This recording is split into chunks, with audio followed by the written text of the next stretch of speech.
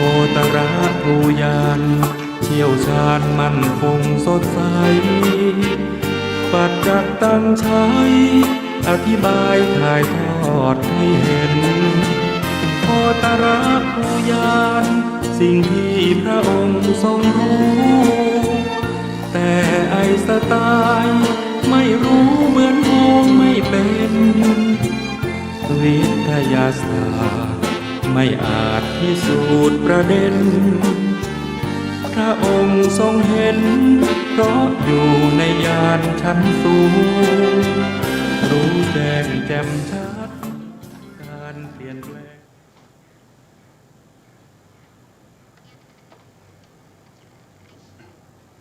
พุทธัง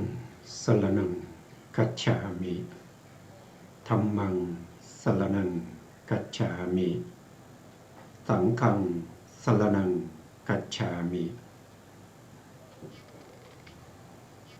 กราบนมัสการพระมหาเถระพระสังฆาธิการพระเถรานุเถระสวัสดีท่านผู้ฟังและผู้ชมทุกท่านที่ติดตามในรายการพระไตรปิฎกลอยฟ้าครั้งนี้เป็นครั้งที่6ในเรื่องของสติปัฏฐาน4มาจากไหนนะก็มาจากโพธิปักขิยธรรมซึ่งเป็นธรรมหมวดที่1ในโพธิปักขิยธรรมสติปัฏฐาน4ก็คือได้แก่กายานุปัสสนาสติปัฏฐาน2ก็คือเวทนานุปัสสนาสติปัฏฐาน3ก็คือจิตตานุปัสสนาสติปัฏฐาน4ก็ธัมมานุปัสสนาสติปัฏฐานครั้งที่แล้วเนี่ยเราพูดถึงในส่วนที่เป็นสังขารขันธ์ในสังขารขันธ์เนี่ยก็อยู่ในธัมมานุปัสสนาสติปัฏฐานสังขารขันธ์และสัญญาขันธ์ว่าโดยหมวดธรรมเนี่ยก็มีอยู่ทั้งหมด5หมวดด้วยกัน5ปัปพะ5ปัปพะ5ปัปพะก็มีตั้งแต่นิวรณ์ปัปพะนะครับนิวรณ์ปัปพะเดี๋ยวผมลืมเอาพระไตรปิฎกขึ้นมาขอเวลาสักนิดหนึ่งนะครับจะอยู่ในพระไตรปิฎกผมใช้ของชุด91เล่มนะครับของมหามกุฏนะครับมหามกุฏในทีฆนิกายนะครับอยู่ในทีฆนิกายเดี๋ยวผมหานิดหนึ่งสุตตันตปิฎกทีฆนิกายมหาวรรคมหาวรรคมา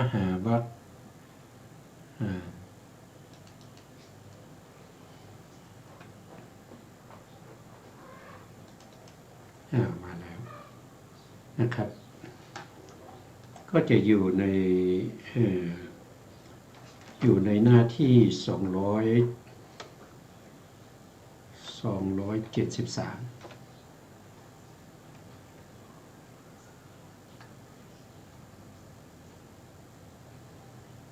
เล่มเดียวกันหรือเปล่าเนี่ย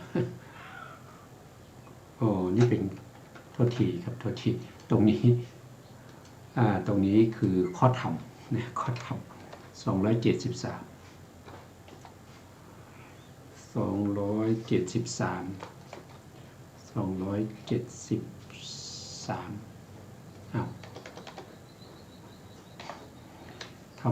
รีบๆนี่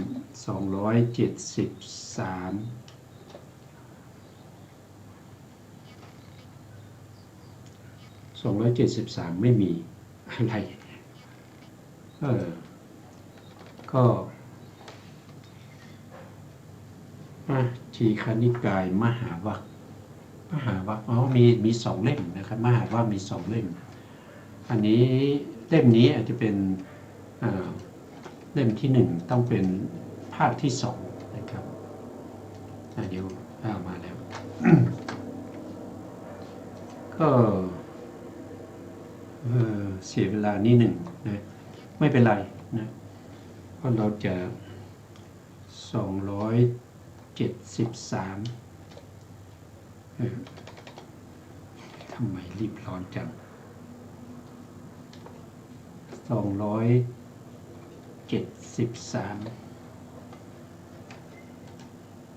273มาแล้วนะครับก็เราพูดถึงคือทุกครั้งที่เราผ่านมาเราไม่ได้นำขึ้นมาให้พวกเราได้ดูกันนะครับก็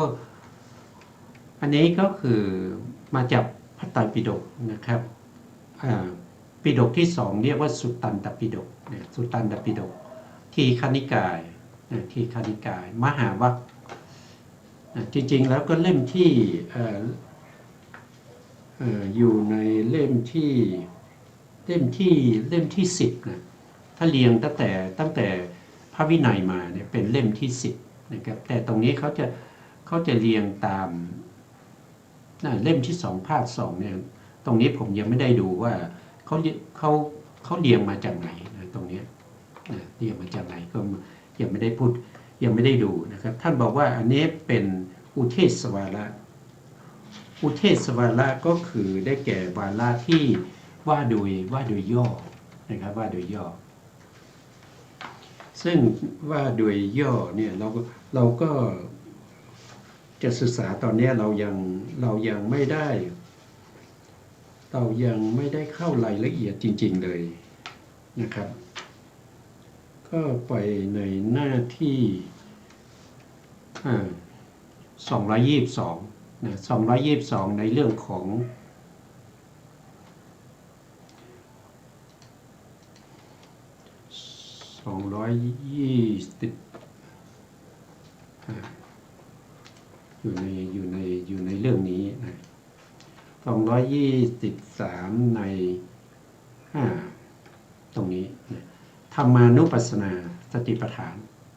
ธรรมานุปัสสนาสติปัฏฐานนิวรณ์ปภะ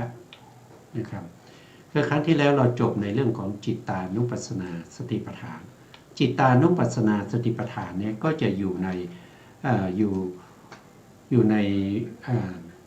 ที่ผมนำมาตรงนี้ก็คือในสไลด์นี้ก็คือวิญญาณขันธ์เขาเป็นวิญญาณขันธ์เป็นอารมณ์แห่งการกำหนดของสติเรียกว่าจิตตานุปัสสนาสติปัฏฐานตอนนี้เราจะขึ้น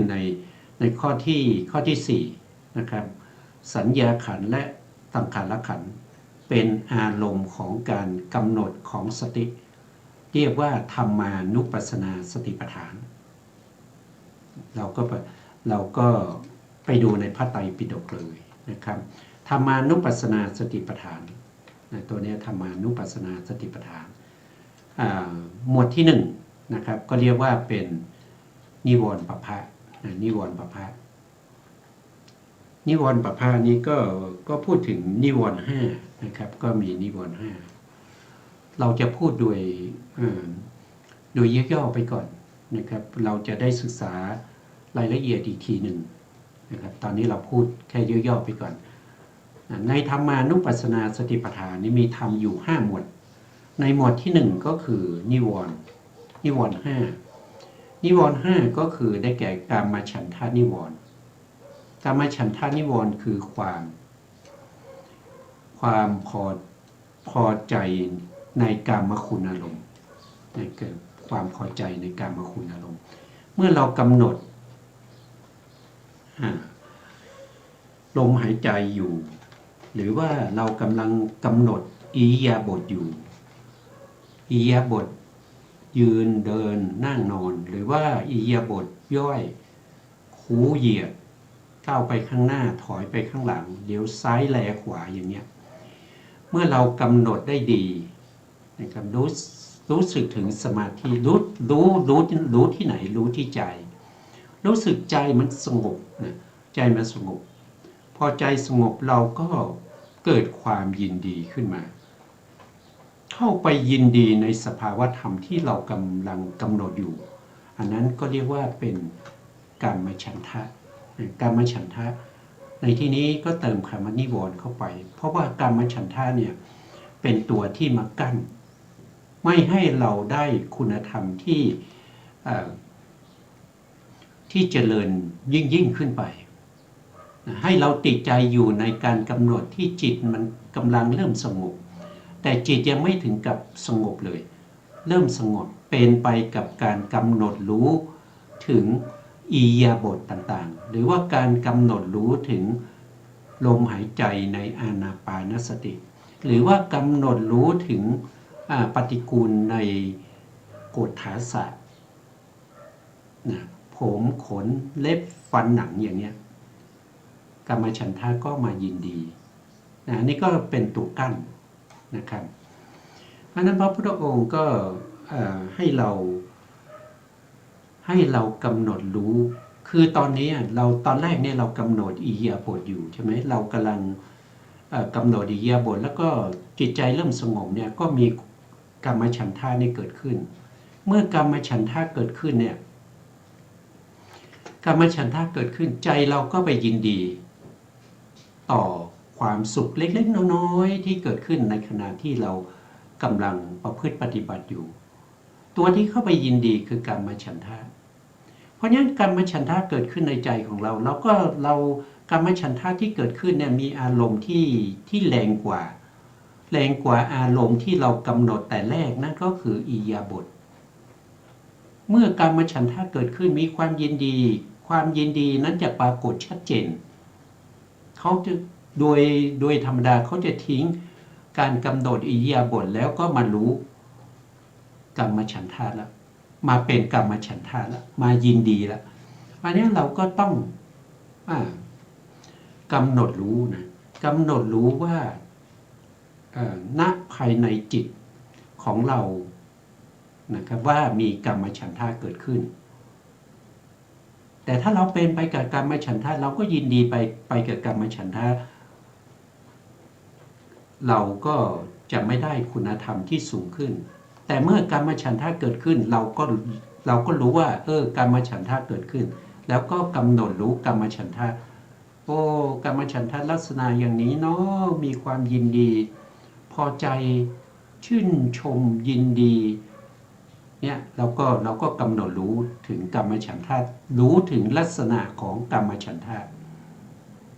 ลักษณะของกามฉันทะก็คือยินดีแล้วก็ติดใจในสภาวธรรมนะแต่ตัวกามฉันทะเนี่ยเป็นอกุศลธรรมที่เกิดขึ้นเป็นกามฉันทะเราก็เปลี่ยนจากจิตที่เป็นกามฉันทะให้เป็นตัวที่ไปกำหนดรู้กามฉันทะอย่างนี้ก็รู้ชัดในกามฉันทะนะกามฉันทะมีอันนั้นคือข้อที่หนึ่งนะครับต่อมาก็พยาบาทนะข้อที่สองในนิวรณ์ปภะก็คือได้แก่พยาบาทก็คือความไม่พอใจไม่ยินดีเกิดขึ้น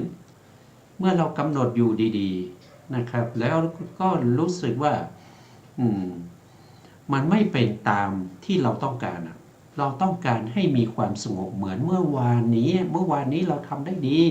แต่วันนี้ทำไมกำหนดแล้วไม่ค่อยได้เรื่องเลยเนี่ยเกิดความไม่พอใจไม่ดีใจนะไม่ชื่นชมก็เป็นพยาปาทานิวรณ์เกิดขึ้นเมื่อพยาปาทานิวรณ์เกิดขึ้นในใจของเราก็ต้องกำหนดรู้ถึงพยาปาทานั้นเพราะพยาปาทาเป็นอารมณ์ที่แรงกว่านะครับแรงกว่าอารมณ์พื้นฐานที่เรากำลังกำหนดอยู่เพราะฉะนั้นเราก็เปลี่ยนจากจิตที่รู้การยกย่างเหยียบหรือว่าคู้หรือว่าเหลียวซ้ายไหลขวาเนี่ยที่เรากำหนดอยู่เนี่ย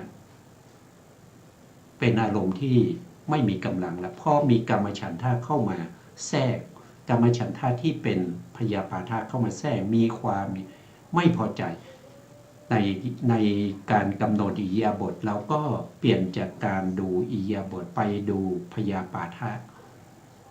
ดูว่าพยาปาทะเป็นยังไงลักษณะของพยาปาทะเนี่ยมีลักษณะที่ประทุษร้ายต่ออารมณ์ เป็นความไม่ยินดีพอใจเนี่ยเราก็ไปดูพยาปาทะนี่เป็นข้อที่สองข้อที่สามก็คือถีนมิทะถีนมิทะเมื่อเกิดขึ้นเนี่ยก็จะทำให้เราเนี่ยเกียจค้านง่วงเหงาเหานอนนะครับมีแต่ความท้อถอยในอารมณ์ซึมเศร้าไม่ขจัดกระเฉงเลยเมื่อเกิดขึ้นอย่างนี้เราก็ต้องดูนะครับว่าจิตของเรากำลังมีถีนมิทะอย่างนี้เป็นต้นนะครับแล้วต่อมานะครับคู่ที่สี่นะสี่ก็คืออุทธัจจะกุกุจจะอุทธัจจะก็คือความฟุ้งซ่านนะอุทธัจจะคือความฟุ้งซ่านกุกุจจะก็คือความรำคาญใจตรงนี้มีอยู่สองตัวนะครับก็คือความฟุ้งซ่านกับรำคาญใจเมื่อเกิดขึ้นเราก็ต้องรู้ว่าในใจของเรากำลังมีความฟุ้งซ่านเรากำลังมีความรำคาญใจนี่เราพูดคร่าวๆไปก่อนนะครับต่อไปก็5นะครับก็คือวิจิกิจฉาก็คือความลังเลสงสัยเคลือบแคลงสงสัยในข้อประพฤติปฏิบัติที่เรากำลังทำอยู่เรากำลังกำหนดถึงลมหายใจอยู่หรือว่ากำลังกำหนดอิริยาบถอยู่ก็เคลือบแคลงสงสัยว่าการทำอย่างนี้จะเห็นมรรคผลได้หรืออาจจะไม่ถึงมรรคผลมั้งการทำแบบนี้เสียเวลามั้งอย่างเงี้ยก็ลังเลสงสัยก็ให้กำหนดรู้ถึงความลังเลสงสัยนั้นว่าลักษณะของความลังเลสงสัยเนี่ยมันเป็นอย่างไรมันเป็นอย่างไรก็กำหนดรู้ก็กำหนดรู้อันนี้ก็เรียกว่าเป็นนิวรณ์ปภะนะครับทั้งหมดก็จะมีอยู่เท่าไหร่มีอยู่5นะครับมีอยู่5ก็มี1ก็คือกามฉันทานิวรณ์นะครับ2ก็คือพยาปาทะนิวรณ์3ก็คือถีนมิทะนิวรณ์4ก็คืออุทธัจจะกุกุจจะนิวรณ์5ก็คือได้แก่อะไรที่ผ่านไปเมื่อกี้นะครับก็คือวิจิกิจฉาความลังเลสงสัย5อย่างนี้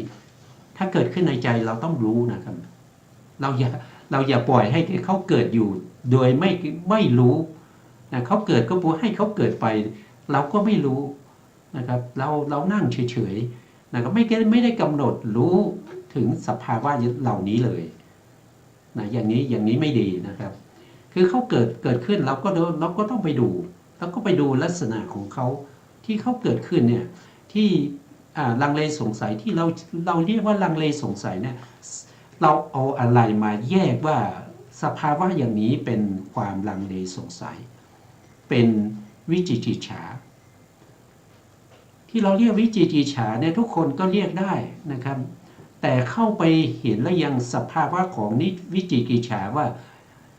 ที่เขาแยกมาเป็นวิจิกิจฉาเนี่ยธรรมในธรรมเนี่ยตัวนี้คือวิจิกิจฉาเนี่ยเขามีเครื่องหมายอย่างไรเขามีลักษณะอย่างไรเขาเห็นแล้วยังเข้าไปเห็นแล้วยังอันนั้นคือข้อสำคัญที่เราจะต้องเข้าไปรู้แล้วก็ต้องรู้ชัดด้วยถ้ารู้ชัดประจักษ์แจ้งเราก็สามารถที่จะได้ถึงธรรมในธรรมเข้าไปรู้ถึงธรรมในธรรมนั่นแสดงว่าเราเข้าถึงวิปัสสนาญาณ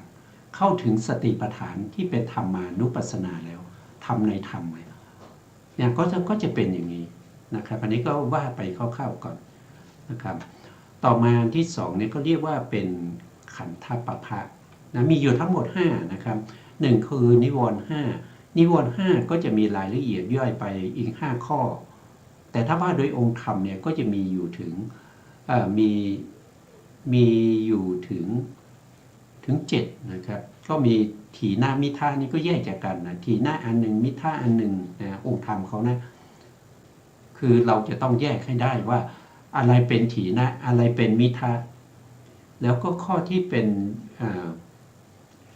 อุทธัจจะกุกุจจะเนี่ยเขาอยู่ในข้อเดียวกันเนี่ยเราก็ต้องแยกได้ว่าอันนี้คืออุทธัจจะอันนี้คืออุทธัจจะกุกุจจะอันนี้คือกุกุจจะอันนี้คืออุทธัจจะเราแยกได้ยังไงเราแยกที่ลักษณะของเขาอะเครื่องหมายบ่งบอกว่าอันนี้คืออุทธัจจะอันนี้คือกุกุจจะถ้าเราไม่รู้เครื่องหมายนั้นเราก็แยกไม่ได้เมื่อเขาเกิดขึ้นเราก็แยกไม่ได้ว่าอันนี้คืออุทธัจจะนะอันนี้คือกุกุจจะนะอันนี้คือกามฉันทานะนี่คือพยาบาทานะนี่คือถีนะนะนี่คือมิทธะนะใช่ไหมเราแยกไม่ได้เราไม่รู้เพราะเราไม่รู้เราจึงแยกมันไม่ได้เราไม่รู้เครื่องหมายไม่รู้ลักษณะเพราะฉะนั้นลักษณะที่บ่งบอกถึงว่าตัวนี้คือมิทธะนะครับตัวนี้คือถีนะเนี่ยเราต้องรู้นะถ้าเราไม่รู้เขาเกิดขึ้นก็ปล่อยให้เขาเกิดขึ้นแต่เราไม่ได้กำหนดรู้สภาวะธรรมนั้นก็เกิดขึ้นแล้วก็ดับไปเกิดขึ้นแล้วก็ดับไปตามธรรมชาติของเขาอยู่แล้วเพราะฉะนั้นเขาเกิดขึ้นเราก็เสียโอกาสที่เราจะรู้ความจริงด้วยการประจักษ์แจ้งในขณะที่เขาเกิดในใจของเราเนี่ยเรากำหนดรู้ได้ไหมอันนี้คือข้อสำคัญถ้าเราสามารถกำหนดตรงนี้ได้นั่นแสดงแยกแยะส่วนต่างๆได้ว่าอันนี้คือส่วนนี้อันนี้คือลักษณะลักษณะอย่างนี้เนี่ยเป็นกามฉันทานี่ลักษณะอย่างนี้เป็นพยาบาทานี่เราแยกได้นั่นแสดงว่าเราได้ญาณที่หนึ่งนะนามรูปปริเฉทญาณคือเราสามารถแยกสภาวธรรมเหล่านี้ได้แยกด้วยการประจักษ์แจ้งไม่ใช่แยกด้วยการศึกษาเล่าเรียนไม่ใช่แยกด้วยการไปนั่งท่องบัญญัติหรือว่าไปฟังอาจารย์เขาพูดหรือว่าเขามาเล่าให้ฟังอย่างนี้ไม่ใช่สติปัฏฐานเพราะไม่รู้แจ้งไม่รู้ประจักษ์ตังอันนี้คือข้อสำคัญนะครับต่อมาก็เรื่องของขันธ์นะครับขันธปภะนะพระองค์ก็บอกว่าขันธ์เนี่ยก็พูดถึงอุปทานขันธ์ห้านะอุปทานนะครับ อุปทานขันธ์ห้าก็คือขันธ์ที่เราเข้าไปยึดติดว่าเป็นของเรา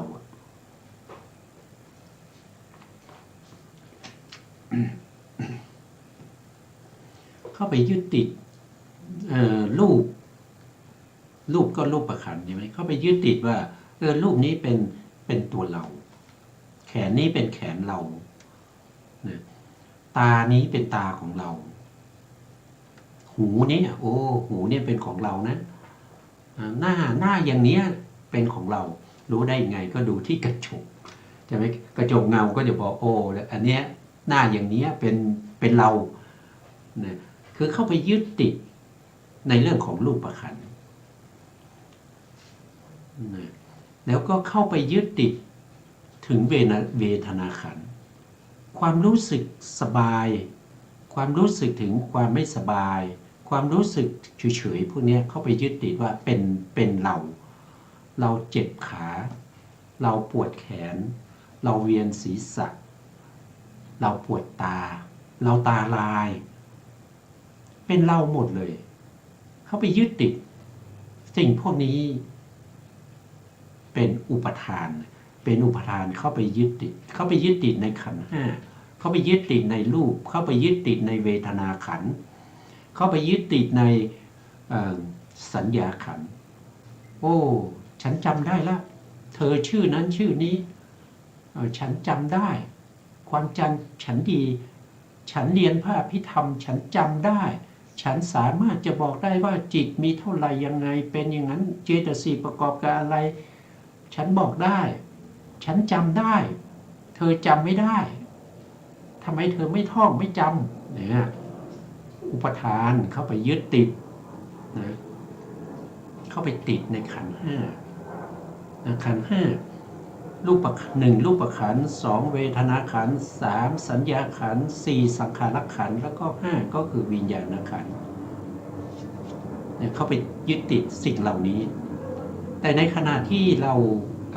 ปฏิบัติธรรมเนี่ยเราจะต้องทำให้เวลาที่เรามีความรู้สึกว่าเป็นเราขึ้นมาเมื่อไหร่เนี่ยก็ให้กำหนดรู้ว่าโอ้สภาวะธรรมเป็นเราเนี่ยมันมีลักษณะอย่างนี้นะเข้าไปดูที่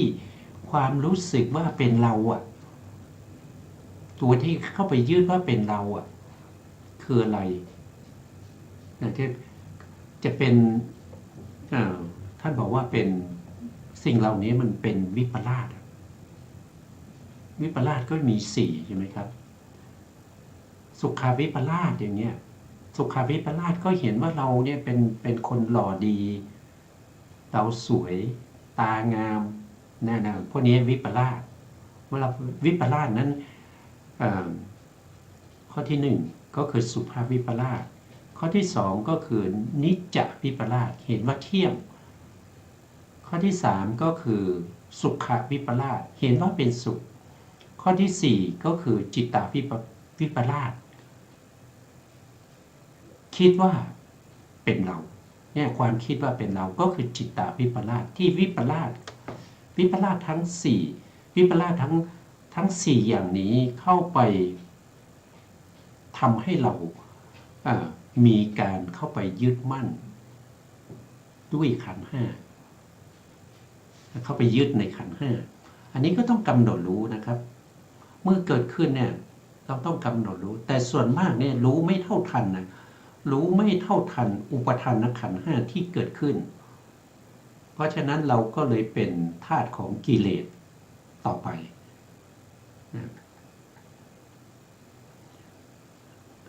ก็คืออายตนะปภะนะครับอายตนะปภะเนี่ยอายตนะเนี่ยมีอยู่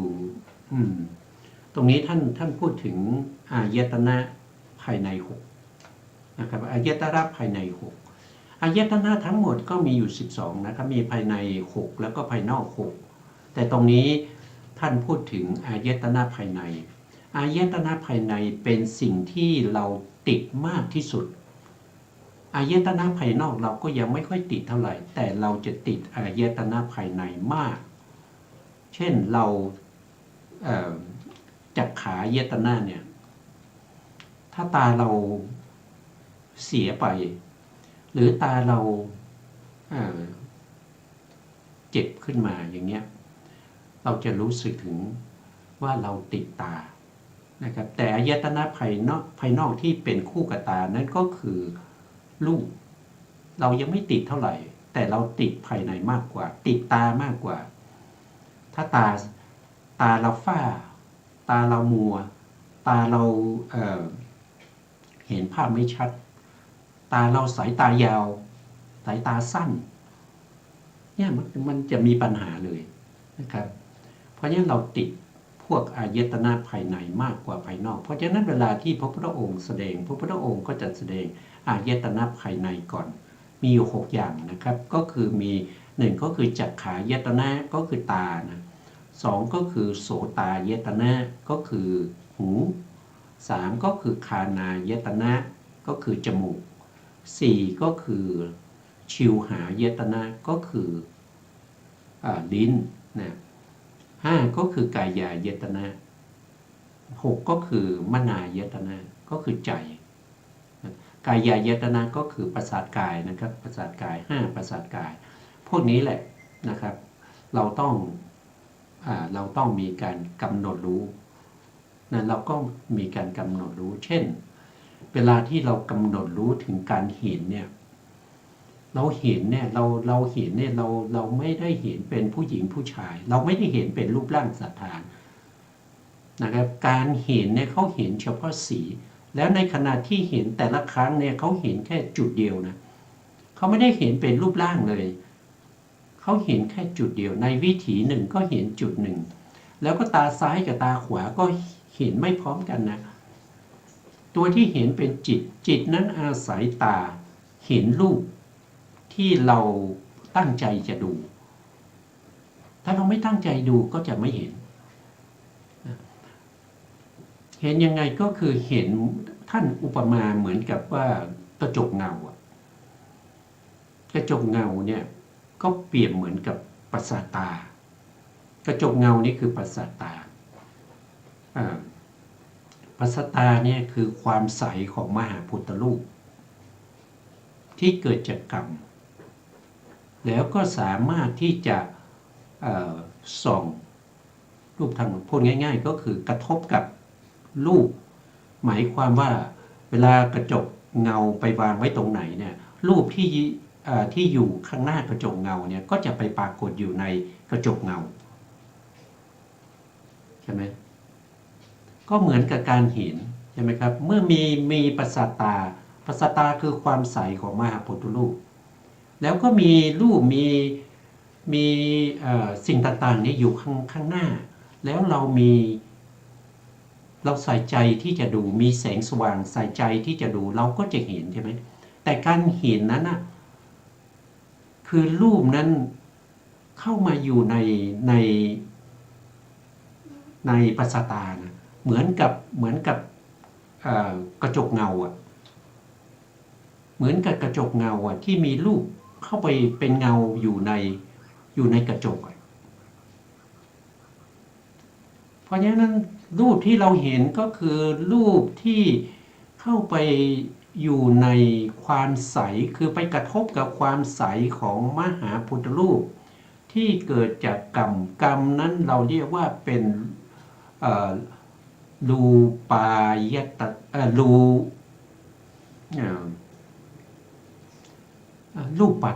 ปเขาเรียกว่ารูปปัตัณหารูปปัตัณหานี่เป็นตัวทำให้เกิดตาเป็นเหตุใกล้ให้เกิดตารูปที่เข้าไปอยู่ในไปกระทบกับจักขุปัสสตานี่ไม่ใช่เข้าไปทั้งมันเหมือนกับกระจกเงาครับคือรูปนั้นเขาไม่ได้คืออย่างเราเห็นมือถืออย่างเงี้ยไม่ใช่ตัวมือถือทั้งตัวนี้เข้าไปในตาของเรานะเพียงแต่ว่าตาของเราเนี่ยมันคล้ายๆเป็นกระจกมันเป็นความใสของมหาพุทธรูปเนี่ยเพราะเรามาใส่ใจดูที่มือถือเนี่ยเงาของมือถือเข้าไปอยู่ในตาเหมือนกับกระจกเงาส่องไปที่ไหนก็สิ่งนั้นก็ไปปรากฏอยู่ในกระจกเงาแต่ถ้าเราเอามือถือไปกระแทกกับกระจกเงาเนี่ยกระจกเงามันก็ต้องแตกใช่ไหมครับก็เหมือนกับตาเราถ้าเราเอามือถือเข้าไปกระแทกตาเราก็จะบอดได้ใช่ไหมแต่จริงๆไม่ใช่อย่างนั้นนะครับก็คือรูปารมณ์เนี่ยเข้าไปกระทบกับประสาทตาแต่กระทบเช่นเดียวกันกับกระจกเงาที่ส่องรูปและตัวที่รู้นั่นคือตัวจิตเมื่อกระจกนั้นเมื่อรูปนั้นกระทบกับประสาทตาแล้วก็เกิดจิตขึ้นมาจิตที่เรียกว่าเป็นจักขุวิญญาณเนี่ยก็จะเห็นรูปที่กระทบกับประสาทตานั้นเหมือนกับเมื่อเราไปส่องกระจกเนี่ยกระจกเงาที่บานนั้นเขาก็คือประสาทตาแล้วก็รูปของเราเนี่ยเข้าไปอยู่ในกระจกเงานั้นก็คือรูปของเราเนี่ยไปกระทบกับประสาทตาตัวที่เห็นนะไม่ใช่ตัวกระจกเงาแต่เป็นตัวที่เรายืนอยู่ข้างนอกเนี่ยเราเห็นหน้าของเราเรานั้นก็คือตัวจิตที่ไปเห็นอย่างเนี้ยอันนี้จะต้องรู้ถึงลักษณะนะครับต้องรู้ถึงลักษณะนี่คืออายตนะนะครับเขามีลักษณะหมดนะครับยกตัวอย่างเฉพาะตากันแล้วกันนะครับอย่างเช่นประสาทตาคือตัวที่รับภาพคือกระจกเงานะเขามีลักษณะอย่างไรนะท่านก็บอกว่าลักษณะของประสาทตาเนี่ยคือความใสของมหาพุทธรูปที่เกิดจากกรรมแล้วสามารถที่จะกระทบกับรูปารมณ์ได้รูปารมณ์ก็คือรูปต่างๆที่เข้าไปปรากฏอยู่ในกระจกเงานั้น นี่คือลักษณะของปัสสตาแล้วนอกจากนั้นปัสสตาเนี่ยยังมีกิจด้วยนอกจากมีลักษณะของเขาเป็นอย่างนี้เขายังมีกิจอีกกิจของปัสสตาคือเมื่อปัสสตาเกิดขึ้นเนี่ยปัสสตาเนี่ยเขาจะแสวงหารูปแสวงหาสิ่งที่จะเข้าไปอยู่ในกระจกเงาเข้าไปอยู่ในปัสสตานั่นก็คือสิ่งต่างๆที่อยู่ข้างหน้าที่เขาจะมองเห็นได้อยู่ข้างหน้าอยู่ตรงหน้าเขาก็จะแสวงหาอันนี้คือกิจของปัสสตาเขาเรียกว่าแสวงหารูปารมณ์เป็นกิจต่อมาข้อที่3เขาจะต้องมีลักษณะว่าตัวปัสสตาเนี่ยที่เป็นความใสของมหาพุทธรูปเนี่ยเขาเป็นวัตถุให้จักขุวิญญาณเกิดเป็นที่อาศัยเกิดของจักขุวิญญาณเป็นอาการปรากฏอันนี้คือข้อที่3ข้อที่3เนี่ยมันก็ไปขึ้นไปในญาณที่2แล้วนะครับก็คือปัจจยปริฆหายานแต่ข้อที่1กับข้อที่2นี้เป็นนามรูปปริเฉทญาณคือแยกลักษณะได้สามารถบอกได้ว่าอันนี้คือจักขุประสาทด้วยการแยกตรงที่เขียนลักษณะของปัสสตาแล้วก็กิจของปัสสตาก็คือแสวงหารูปารมณ์ข้อที่4ก็คือเหตุใกล้ให้ปัสสตาเกิดอะไรเป็นเหตุให้ปัสสตาเกิดขึ้นเฉพาะเหตุใกล้นะครับคือเหตุเนี่ยมีมากมายนะครับเหตุไกลก็มีเหตุเป็นที่เป็นอุปนิสัยอะไรต่างๆเนี่ยก็มีมากมายแต่อันนี้เอาเฉพาะเหตุใกล้เหตุที่ใกล้ที่สุดที่ทำให้ปัสสตาเกิดขึ้นนั่นก็คือความใสของมหาพุทธรูปที่เกิดจากรูปปัตตัณหานั่นเองเป็นเหตุใกล้ให้เกิดปัสสตาอย่างนี้เราต้องรู้สิ่งพวกนี้เรารู้ด้วยการศึกษาแล้วในขณะที่เขากระทบขณะที่เขาเห็นเนี่ยกำลังกระทบเนี่ยเราก็น้อมใจไปหรือมนสิการไปดูสภาวะนั้นในขณะที่เรากำลังเห็นนะแต่สิ่งเหล่านี้ต้องใช้เวลาต้องฝึกจิตใช้เวลาให้จิตนี้คุ้นเคยกับสภาวะเหล่านี้เมื่อจิตคุ้นเคยจิตสามารถที่จะยอมรับสมาธิมีกำลังเทียบเท่ากับอุปจารสมาธิเขาประสานกันเมื่อไหร่เมื่อนั้นเราก็จะเห็นสภาวะจริงๆของจักขุประสาทคือปัสสตาในขณะที่เราเห็นปัสสตานั้นนะบางคนก็จะเห็นจิตคือจักขุวิญญาณบางคนก็จะเห็นลักษณะอาการของรูปารมณ์ทีนี้ลักษณะอาการของรูปารมณ์นั่นก็คือเขามีลักษณะกระทบกับจักขุประสาทลักษณะของเขาคือกระทบกับจักขุประสาทเขาจะกระทบกับอะไรไม่ได้เขากระทบกับจักขุเขาเข้าไปอยู่ในกระจกเงาในปัสสตานะเข้าไปอยู่ในแก้วตาเหมือนกับกระจกเงาที่หน้าเราไปส่องกระจกหน้าเราเข้าไปอยู่ในกระจกนั้นนะก็คือรูปารมณ์มีหน้าที่เข้าไปอยู่ในกระจกเรียกว่ากระทบกับปัสสตาอันนี้เป็นลักษณะของรูปารมณ์แล้วรูปารมณ์มีกิจอะไรกิจของรูปารมณ์ก็คือเป็นอารมณ์ให้แก่จักขุวิญญาณเขาเกิดขึ้นเมื่อไหร่เขาต้องเป็นอารมณ์ให้แก่จักขุวิญญาณถ้าเข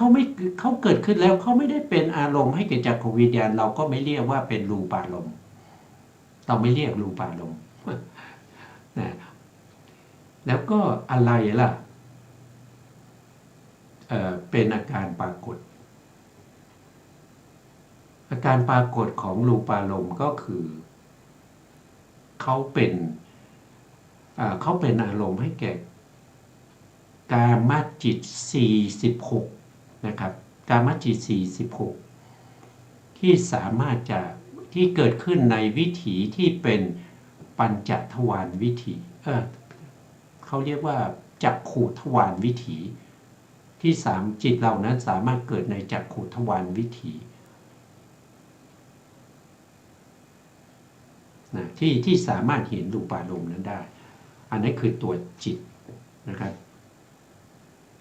อันนี้ก็เป็นลักษณะแต่เป็นลักษณะเขาเรียกว่าเป็นลักษณะที่จตุกะของรูปารมณ์ของจักขุประสาทของจักขุวิญญาณเมื่อกระทบกันก็ไปดูลักษณะของภาษาก็จะมีลักษณะที่จตุกะอีก4ของใครของมันถ้าไม่มีเราแยกไม่ได้มันจะปะปนกันหมดแต่เมื่อปะปนกันหมดเราก็จะเรียกว่าเป็นปิยรูปสาตรูป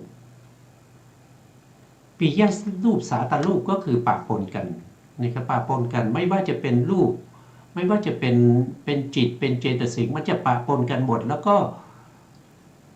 เป็นที่อาศัยเกิดของกิเลสถ้ามันปะปนกันเป็นรูปร่างเป็นตัวขึ้นมา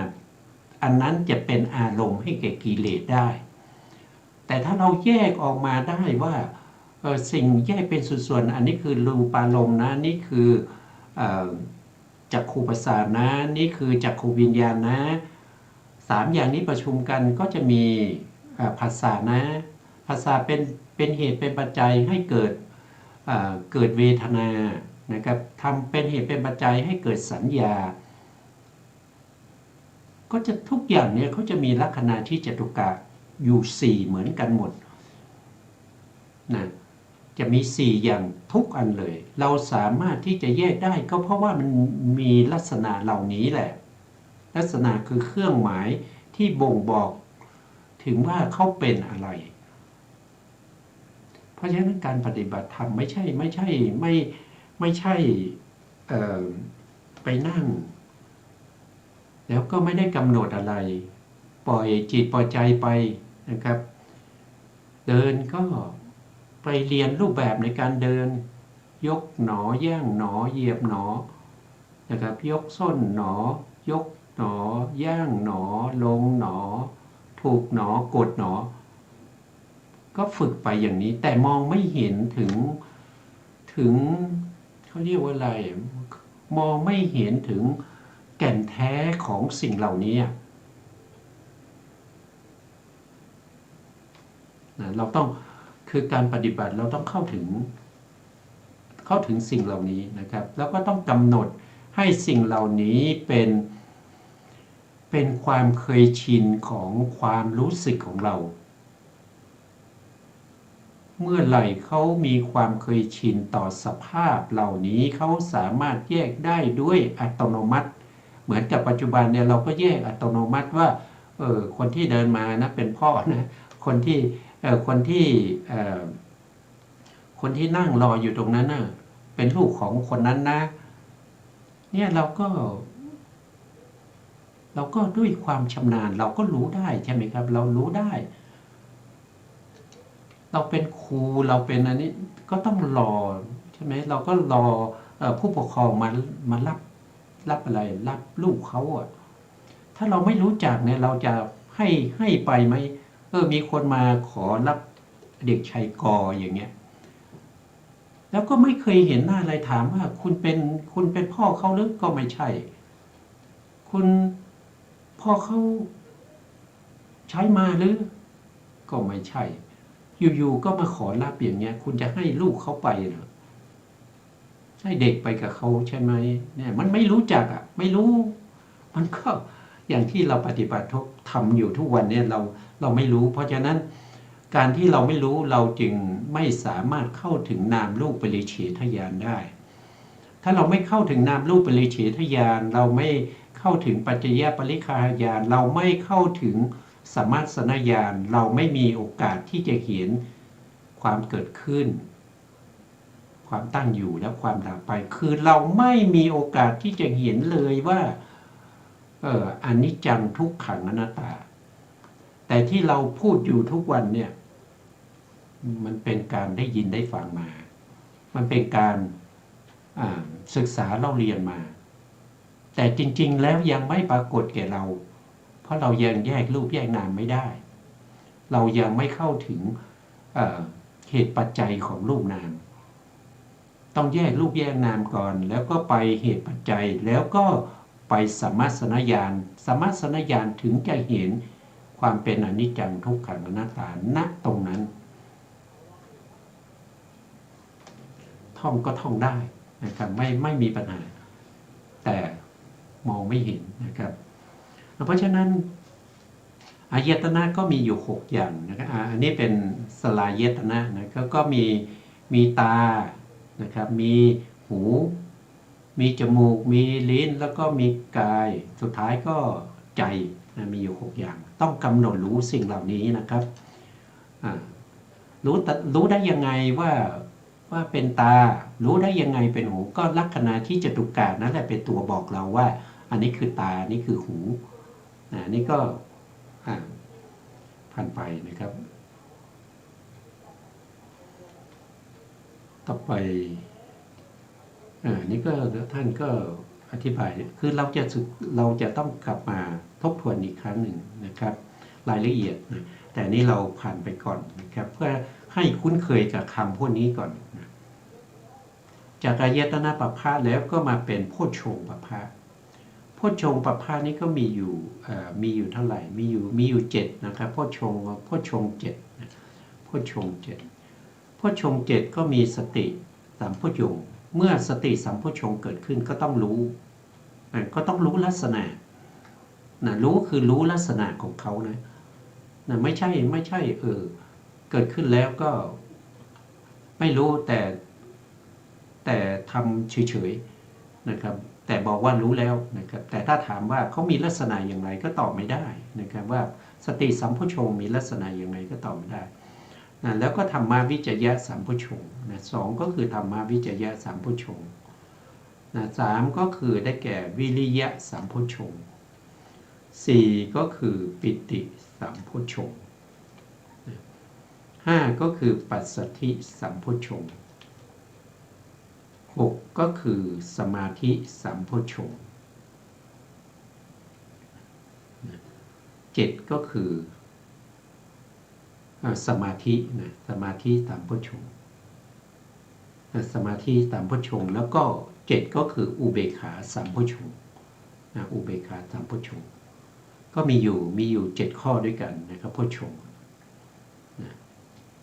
แล้วต่อไปก็จะพูดถึงในเรื่องของสัจจะปัปพะสัจจะปัปพะเป็นปัปพะที่5นะครับก็จะพูดถึงทุกขอริยสัจนะที่ตรงนี้เป็นอริยสัจนะไม่ใช่เป็นทุกขสัจธรรมดานะเป็นอริยสัจนะครับก็เป็นความจริงของพระอริยะนะก็จะมีอยู่4อย่างนะครับทุกขสัจนะครับเป็นทุกขอริยสัจนะแล้วก็ทุกขนิโรธทุกขสมุทัยอริยสัจข้อที่2ทุกขสมุทัยอริยสัจอยู่ตรงไหนเอ่ยนะ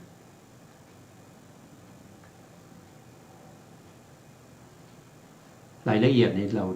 ต้องมาศึกษากันอีกทีนะครับอยู่ตรงไหนนี่นะทุกขสมุทัยอริยสัจอันนี้ก็คือเหตุให้เกิดทุกข์นั่นเองนะทุกข์ได้แก่อะไรทุกข์ก็คือได้แก่ความเกิดความแก่ความเจ็บนะความตายนะก็เป็นทุกข์นะความเศร้าโศกเสียใจ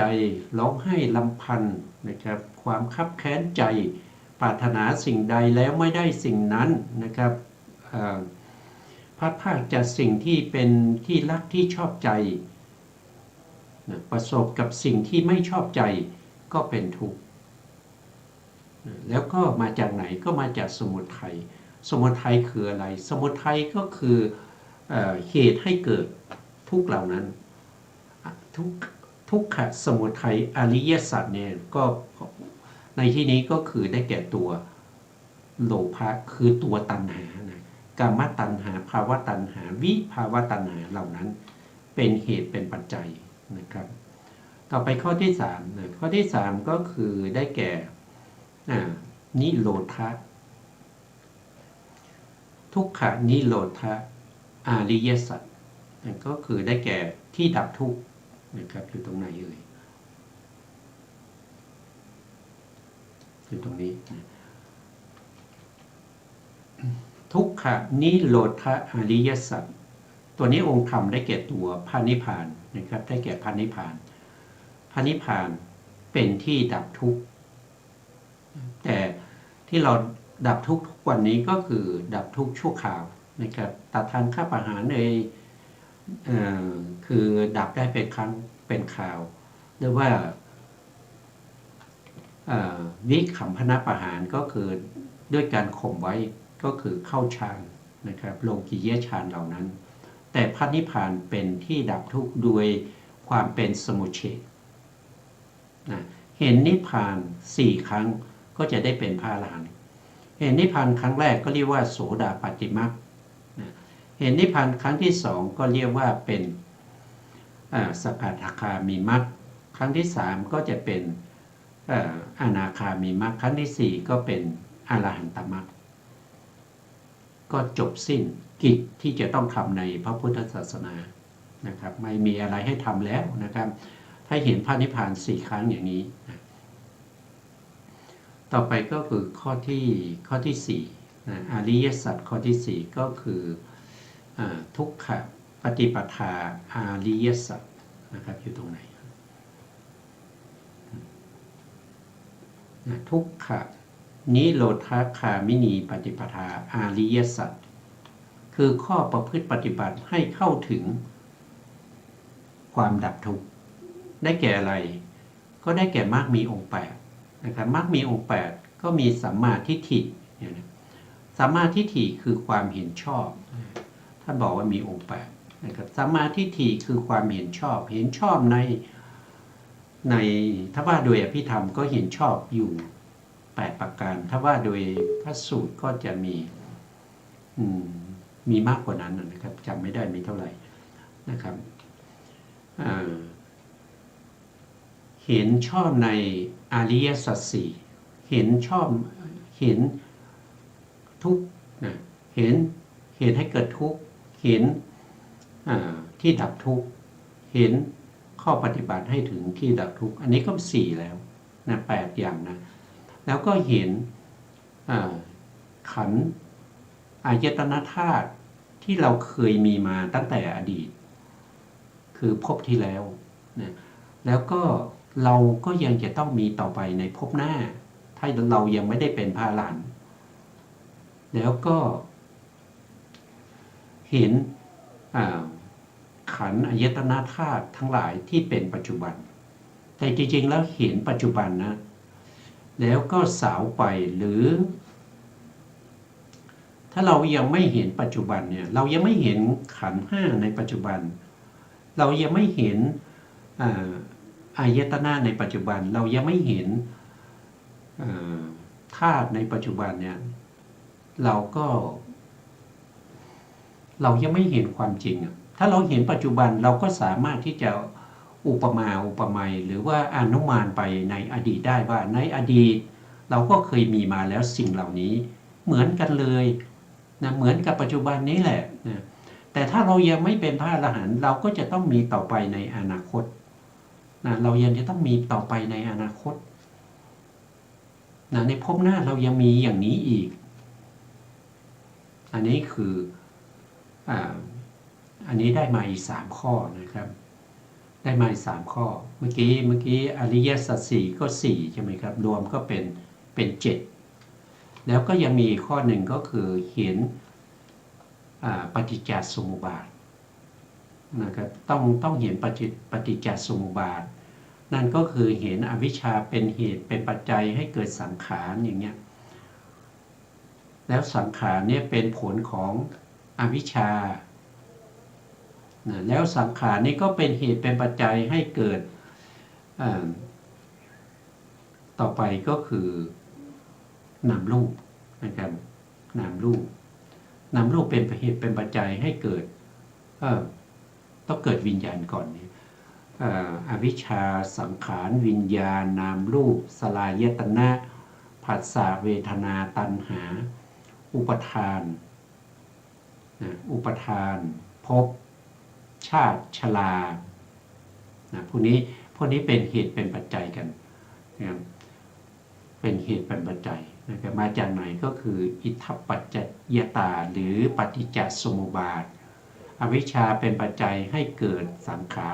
ารก็เป็นปัจจัยให้เกิดวิญญาณก็เป็นปัจจัยให้เกิดนามรูปก็เป็นปัจจัยให้เกิดสลายตนะก็เป็นเหตุเป็นปัจจัยให้เกิดผัสสะก็เป็นเหตุเป็นปัจจัยให้เกิด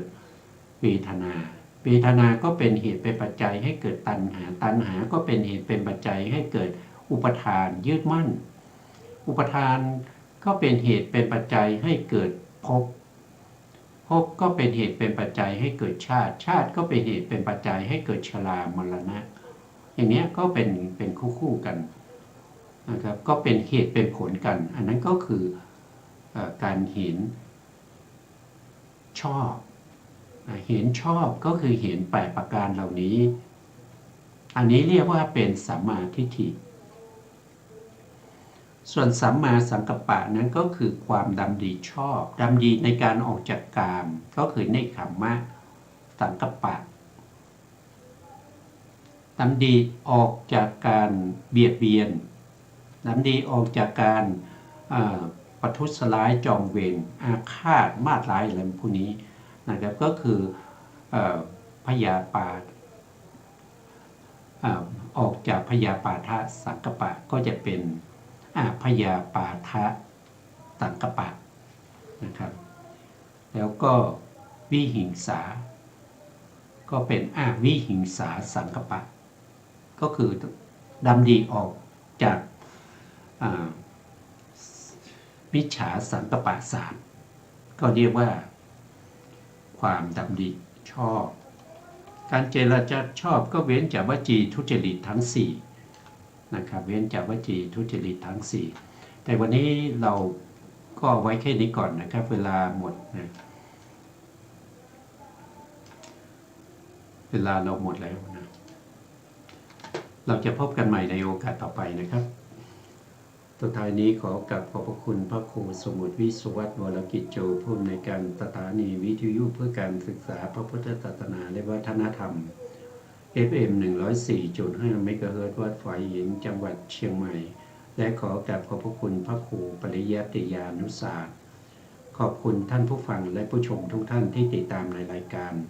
พระไตรปิฎกลอยฟ้าพบกันใหม่ในโอกาสต่อไปครับวันนี้ลาไปก่อนครับสวัส